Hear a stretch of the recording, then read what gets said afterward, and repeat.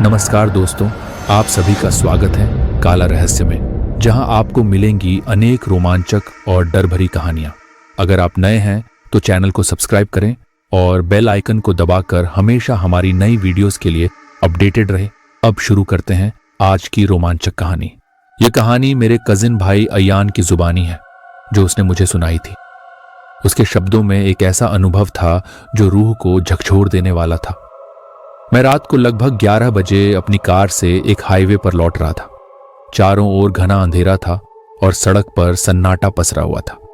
कभी कभी किसी वाहन की रोशनी इस सन्नाटे को तोड़ देती, लेकिन वह पल भर का ही था। अयान ने कहना शुरू किया।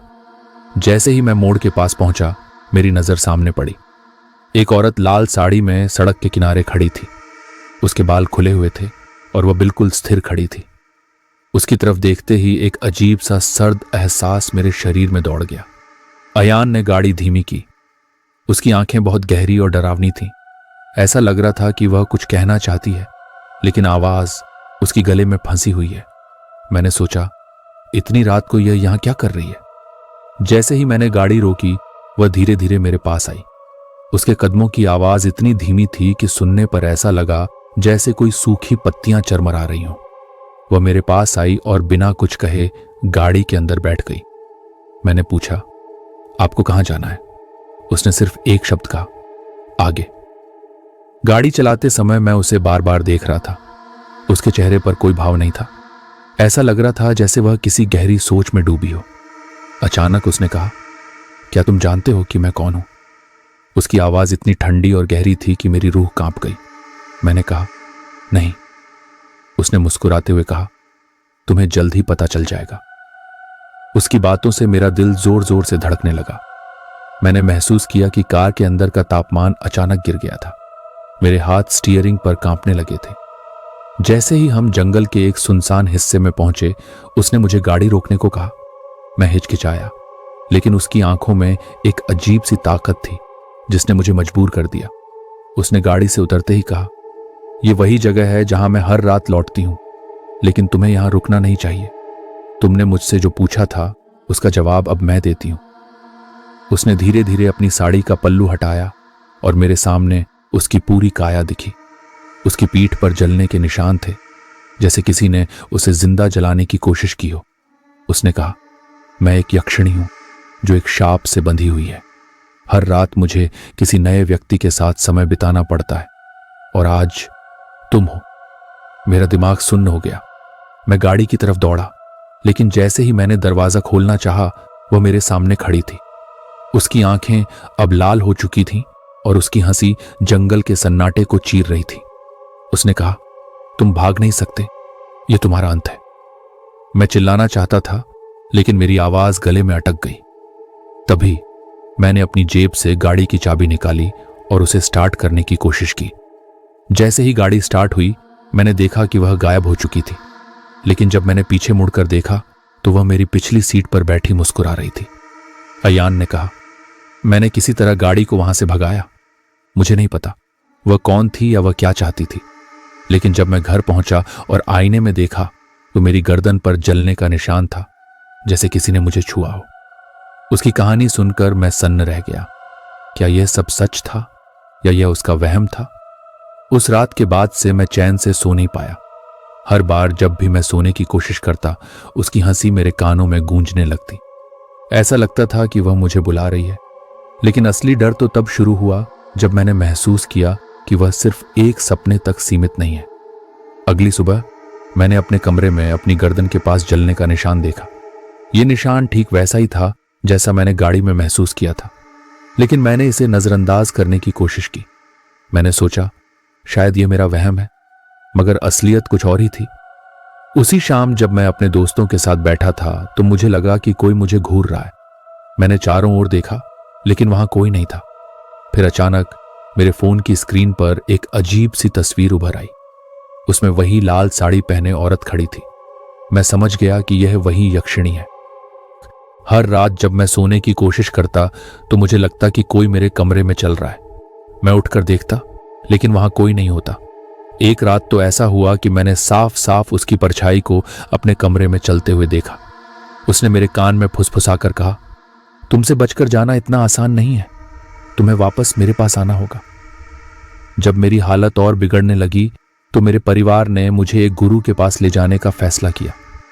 वह गुरु अपने तेज और दिव्य शक्ति के लिए प्रसिद्ध थे। जब मैंने अपनी आप बीती उन्हें सुनाई तो उन्होंने गहरी सांस ली और कहा, यह मामला बहुत गंभीर है।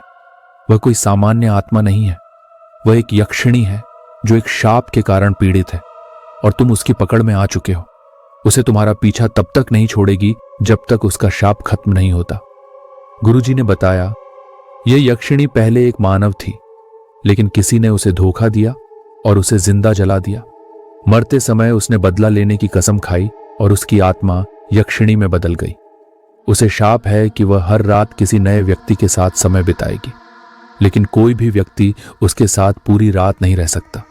अगर वह ऐसा कर पाए तो उसका शाप टूट जाएगा। गुरुजी ने कहा, अगर तुम्हें उससे छुटकारा पाना है तो तुम्हें उसकी मांग पूरी करनी होगी, लेकिन यह आसान नहीं है। वह तुम्हें डराने की हर कोशिश करेगी।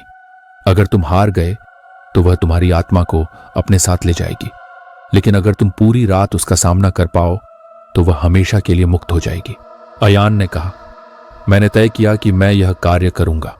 गुरुजी ने मुझे कुछ मंत्र दिए और हिदायत दी कि मैं किसी भी हालत में डरूं नहीं। अगली रात मैंने वही हाईवे चुना और उसे फिर से बुलाने के लिए वही रास्ता अपनाया। ठीक आधी रात को वह फिर से दिखाई दी।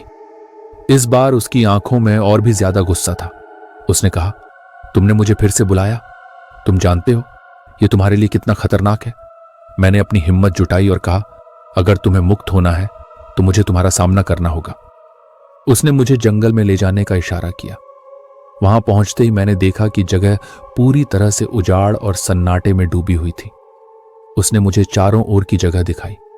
हर जगह लोगों के जले हुए निशान थे। उसने कहा, यह मेरी दुनिया है। यहां हर वह आत्मा है जो मुझसे बचने की कोशिश में मारी गई। अब यह तुम्हारी बारी है। अयान की आंखों में डर साफ झलक रहा था। उसने मुझ पर हमला करना शुरू किया। हर बार जब मैंने मंत्रों का उच्चारण किया तो वह पीछे हट जाती, लेकिन जैसे जैसे रात गहराती गई उसका गुस्सा और ताकत बढ़ती गई। अयान की आवाज कांप रही थी। आखिरी पल में उसने अचानक एक भयानक रूप धारण कर लिया। उसकी हंसी इतनी डरावनी थी कि मेरे पैरों ने जवाब दे दिया। मैं वहीं खड़ा कांप रहा था। उसकी आंखें अंगारे जैसी लाल थीं और उसके बाल जैसे हवा में लहराते हुए मुझ पर हमला करने को तैयार थे।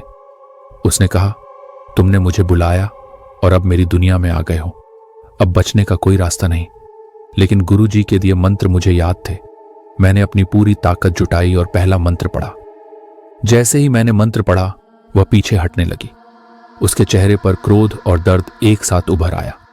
उसने चिल्लाते हुए कहा, यह मंत्र मेरे लिए नहीं है, यह तुम्हारे लिए है। तुम खुद को बचा सकते हो, लेकिन मुझे नहीं। अगर तुम भागे तो तुम्हारा अंत निश्चित है। मुझे समझ में आ गया कि अगर मैं डरा या भागा तो वह जीत जाएगी।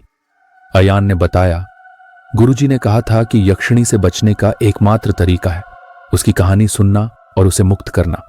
मैंने उससे पूछा, तुम्हारा शाप क्या है? तुम क्यों हर रात किसी नए व्यक्ति के साथ हो? यह सवाल सुनते ही उसकी आंखों में आंसू आ गए। उसने अपनी कहानी बतानी शुरू की। उसने कहा, मैं एक गांव की साधारण लड़की थी। मेरा नाम वसुंधरा था। मेरी सुंदरता के कारण गांव के जमींदार का बेटा मुझसे शादी करना चाहता था, लेकिन मैं किसी और से प्रेम करती थी। जब मैंने उसका प्रस्ताव ठुकरा दिया तो उसने मुझे मेरे प्रेमी के साथ रंगे हाथों पकड़कर पूरे गांव के सामने जिंदा जला दिया।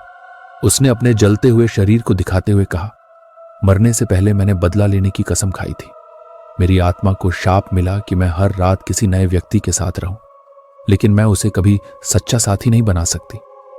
उसने कहा, अगर कोई व्यक्ति पूरी रात मेरे साथ रह सके और डर से न कांपे तो मेरा शाप टूट जाएगा, लेकिन आज तक कोई भी यह कर नहीं पाया। यह सुनकर मैंने खुद को और मजबूत किया। मैंने कहा, आज मैं तुम्हें मुक्त करूंगा। तुम जो भी करो, मैं नहीं डरूंगा। जैसे ही मैंने यह कहा वह फिर से अपने खौफनाक रूप में लौट आई। उसने जंगल को अपने जादू से और भी डरावना बना दिया। पेड़ हिलने लगे, हवाएं तेज चलने लगीं और चारों ओर अजीब अजीब आवाजें गूंजने लगीं। उसने कहा, अगर तुम सच में मुझे मुक्त करना चाहते हो तो तुम्हें यह सब सहना होगा। मैंने अपनी आंखें बंद की और मंत्र का जाप करने लगा। उसकी हर कोशिश के बावजूद मैंने अपनी जगह नहीं छोड़ी। उसने मेरे ऊपर अपने जलते हुए हाथ रखे, लेकिन गुरुजी के दिए हुए रक्षा सूत्र ने मुझे बचा लिया। उसने बार बार मुझे डराने की कोशिश की, लेकिन मैं डटा रहा। जैसे ही सूरज की पहली किरण जंगल में पहुंची, उसकी ताकत खत्म होने लगी। उसने अपने घुटनों पर गिरकर कहा, तुमने वह कर दिखाया जो कोई नहीं कर पाया। अब मैं मुक्त हूं। लेकिन याद रखना, यह शाप मेरे साथ खत्म नहीं होगा। यह शाप उस व्यक्ति के पास जाएगा जिसने मुझे जलाया था। उसने अपनी आंखें बंद की और उसके शरीर से एक तेज रोशनी निकली। वह रोशनी जंगल के अंधेरे को चीरते हुए गायब हो गई। अयान ने गुरुजी से जाकर यह सब बताया। गुरुजी ने कहा, तुमने बहुत साहस का काम किया है। यक्षिणी अब मुक्त है, लेकिन यह कहानी यहीं खत्म नहीं होती। वह जो शाप छोड़ गई है, वह अब उसके दोषियों तक पहुंचेगा। तुमने जो किया, उससे न केवल उसकी आत्मा को शांति मिली है, बल्कि उसके अपराधियों को भी उनके कर्मों का फल मिलेगा। अयान ने कहा, उस रात के बाद मैंने उसे कभी नहीं देखा, लेकिन उसके जलने के निशान अभी भी मेरी यादों में हैं। मुझे पता है कि वह अब जहां भी होगी शांति में होगी, लेकिन यह अनुभव मुझे कभी नहीं भूल सकता। इस तरह शापित यक्षिणी की कहानी का अंत हुआ, लेकिन उसके शाप का असर अभी बाकी है। क्या यह शाप फिर किसी और को अपने घेरे में लेगा, या क्या इसके साथ न्याय होगा? अगर आपको यह कहानी पसंद आई हो तो वीडियो को लाइक करें, चैनल को सब्सक्राइब करें और अपने दोस्तों के साथ शेयर करना न भूलें।